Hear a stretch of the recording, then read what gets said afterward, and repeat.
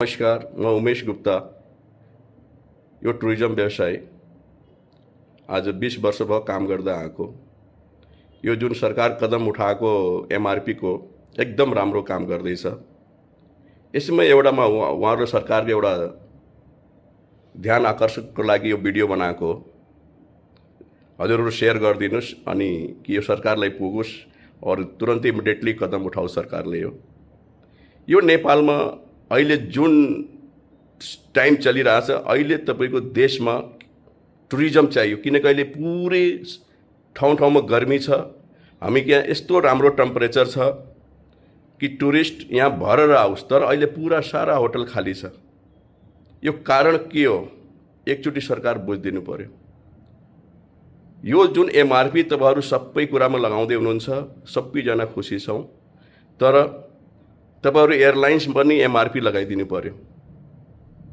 जति एयरलाइन्स को टिकटमा एमआरपी लगाउँदा हामी फाइदा छ।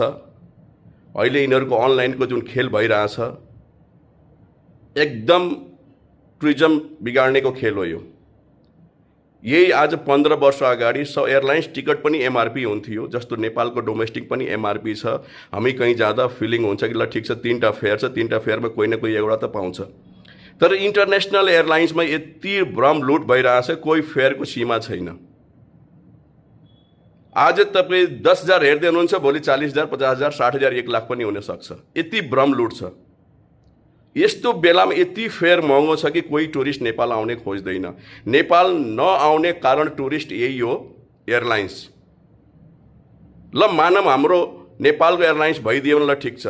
यो टोटल विदेशी एयरलाइन्सले कब्जा गरेर नेपाल टुरिस्टलाई खत्तम सिधाइरहेछ। यो यस्तो राम्रो टुरिज्म कन्ट्रीलाई यो एयरलाइन्सको भ्रष्टाचारले, एयरलाइन्सको टिकटले यो नेपालको टुरिज्म सिधाउने काम गरिरहेछ।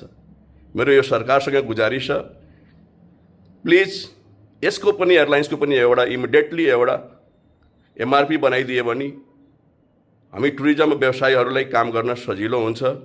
या जति यात्रा, जति जो मान्छे टुरिस्ट हुनुहुन्छ, या हाम्रो देशी विदेशी हुनुहुन्छ, उहाँले ट्राभल गर्ने सजिलो हुन्छ। कोही यसको सीमा छैन रेटको। एउटा व्यवसायीले 10 रुपैयाँ 20 रुपैयाँ लिँदा एमआरपीमा तपाईहरु पुरा छापा मारिराख्नु भएको छ।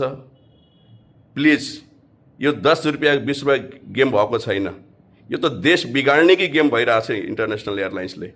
सो प्लिज रिक्वेस्ट छ, यो यिनीहरुले पनि एउटा कारबाही गर्नुस्, एउटा एमआरपी टोकिदिनुस् कि देश टुरिज्म अगाडि बढ्नमा धेरै सपोर्ट हुन्छ।